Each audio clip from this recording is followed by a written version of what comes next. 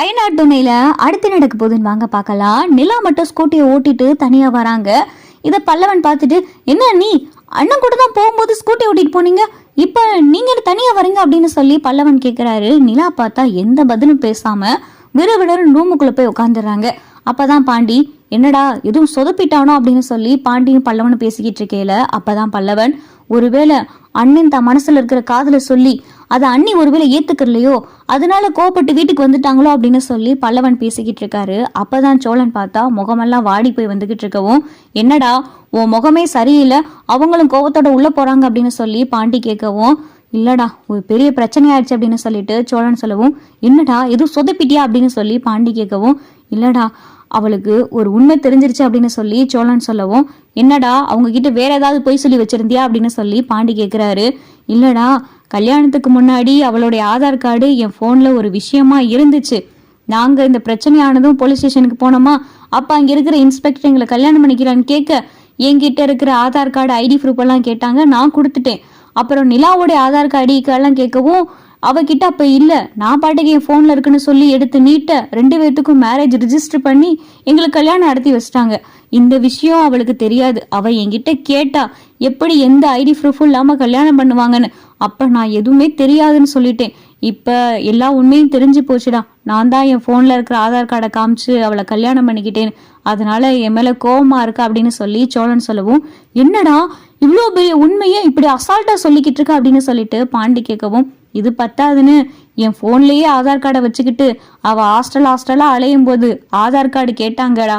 அப்ப ஆதார் கார்டே இல்லைன்னு சொல்லி சாதிச்சு அவ ஆதார் கார்டுக்கெல்லாம் எவ்வளவோ முயற்சி பண்ணிக்கிட்டு இருந்தா.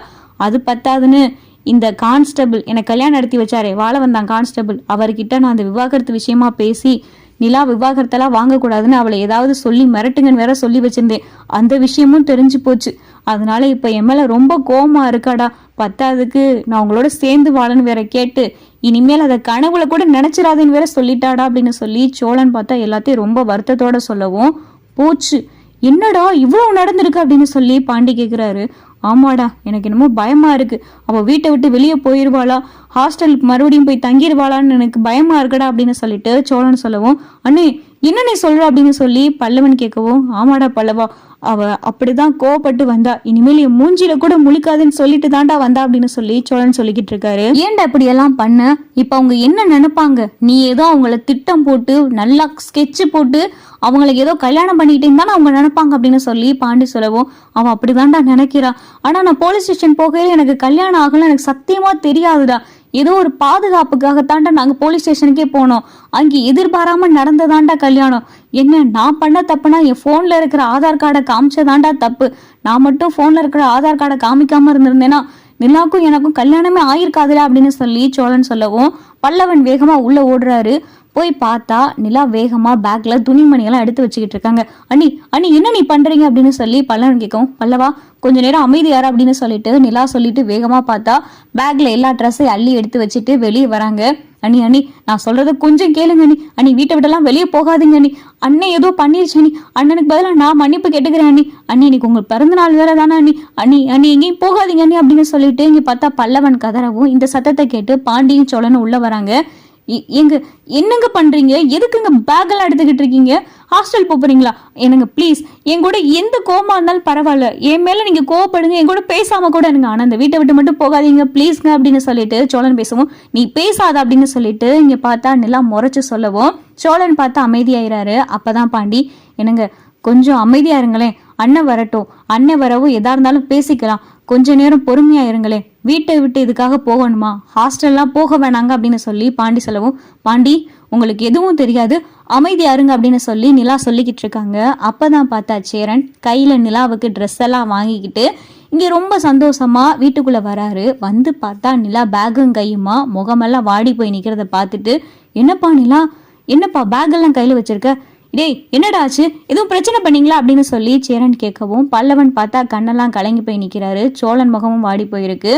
பாண்டி பார்த்தா எதுவுமே பேசாம நிக்கிறாரு. என்னடா ஆச்சு, என்ன ஆச்சு, ஏன் இப்படி எல்லாரும் ஒரு மாதிரியா இருக்கீங்க, நிலா வேற பேக்கும் கைமா இருக்கு, என்னதான் நடந்துச்சுன்னு சொல்லுங்கடா அப்படின்னு சொல்லி சேரன் கேட்கவும், அப்பதான் பாண்டி, அண்ணன் அவங்க ஹாஸ்டல் போறாங்களாம், வீட்டுல இங்க இருக்க மாட்டாங்களா இனிமேல் அப்படின்னு சொல்லி பாண்டி சொல்லவும், ஏன்பா நிலா, என்னப்பா ஆச்சு அப்படின்னு சொல்லிட்டு சேரன் கேட்குறாரு. அதுக்கெல்லாம் காரணம் இவன் தானே. இவன் ஃபோனில் ஆதார் கார்டை வச்சு இவங்களை கல்யாணம் பண்ணியிருக்கான். அந்த விஷயம் இவங்களுக்கு தெரிஞ்சிருச்சு அப்படின்னு சொல்லிட்டு பாண்டி சொல்லவும், அப்போ தான் பார்த்தா சேரன் ஐயோ பூச்சி அப்படின்னு சொல்லிட்டு சேரன் பார்த்தா என்ன பேசுறதுனே தெரியாமல் அமைதியாக இருக்காரு. அண்ணே, நான் அந்த வீட்டை விட்டு போகிறேன். இனிமேல் இந்த வீட்டில் நான் தங்க மாட்டேன். அதே மாதிரி திரும்ப நான் இந்த வீட்டுக்கு வரமாட்டேன். என்னை திட்டம் போட்டு கல்யாணம் பண்ணியிருக்காரு இவர். அதை என்கிட்ட ஒரு தடவை கூட என்கிட்ட அவராக வந்து சொல்லவே இல்லை. இப்போ நானா ஏதோ விஷயம் தெரிஞ்சுக்கிற போய் அவர்கிட்ட கேட்டு தான் இந்த உண்மையெல்லாம் தெரிஞ்சிருக்கு. பத்தாவதுக்கு இவரை நான் விவாகரத்து பண்ண போறேன் அப்படின்னு சொன்னதுக்கு எங்களுக்கு கல்யாணம் பண்ணி வச்ச அந்த கான்ஸ்டபிளுக்கு ஃபோன் பண்ணி இவர் தான் என்னைய சொல்லி மிரட்ட சொல்லியிருக்காரு. நான் இந்த மாதிரி இவரை விவாகரத்து பண்ணக்கூடாதுன்னு சொல்லி அந்த கான்ஸ்டபிள் எனக்கு ஃபோன் பண்ணி என்னை மிரட்டலாம் செஞ்சார். எல்லாத்துக்கும் காரணம் இவர் தான். என் கூடவே இருந்துக்கிட்டு எனக்கு தெரியாம எல்லா விஷயத்தையும் பண்ணியிருக்காரு. என்னை பார்த்தா இவருக்கு எப்படி தெரியுதுன்னு தெரியல. இவர் ஃபோனில் ஆதார் கார்டை வச்சுக்கிட்டு நான் ஆதார் கார்டுக்காக எவ்வளவு முயற்சி பண்ணேன்னு எல்லாத்தையும் இவர் பார்த்துக்கிட்டா இருந்தார். கல்யாணம் ஆன புதுசுலேயே நான் ஹாஸ்டலில் போய் தங்குறதுக்காக ஒவ்வொரு ஹாஸ்டலாக ஏறி இறங்கினேன். ஆனால் அங்கே எல்லாரும் கேட்டது ஐடி ப்ரூஃப், ஆதார் கார்டு.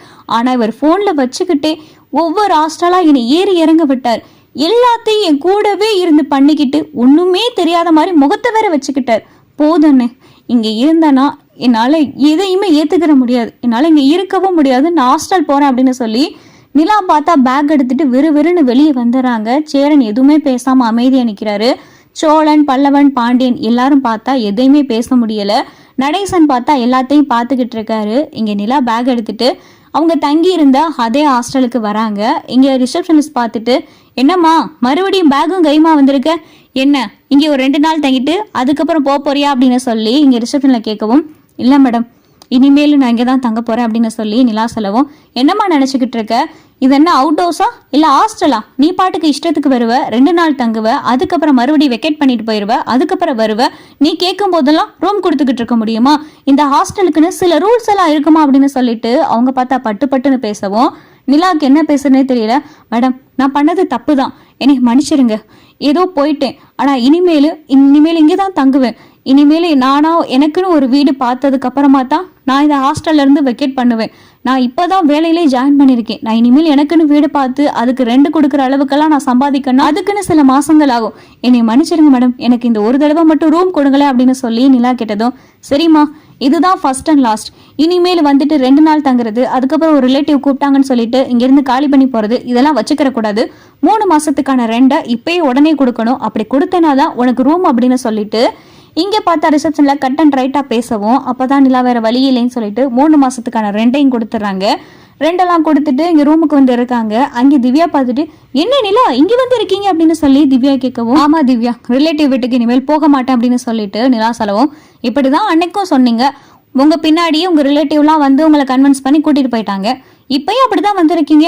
என்ன இன்னும் கொஞ்ச நேரம் சென்று யாராவது வருவாங்கன்னு நினைக்கிறேன், வந்து உங்களை கன்வின்ஸ் பண்ணி திரும்ப இங்கே கூட்டிட்டு போயிடுவாங்கன்னு நினைக்கிறேன் அப்படின்னு சொல்லி திவ்யா சொல்லவும், இல்லை திவ்யா, இனிமேல் எக்காரணத்தை கொண்டும் நான் இனிமேல் எங்களுடைய ரிலேட்டிவ் வீட்டுக்கு நான் போகவே மாட்டேன். யாரும் வந்து கன்வின்ஸ் பண்ணாலும் நான் இங்கே போறதா எனக்கு ஐடியாவே கிடையாது அப்படின்னு சொல்லிட்டு நிலா ரொம்ப கோபமா சொல்லிடுறாங்க.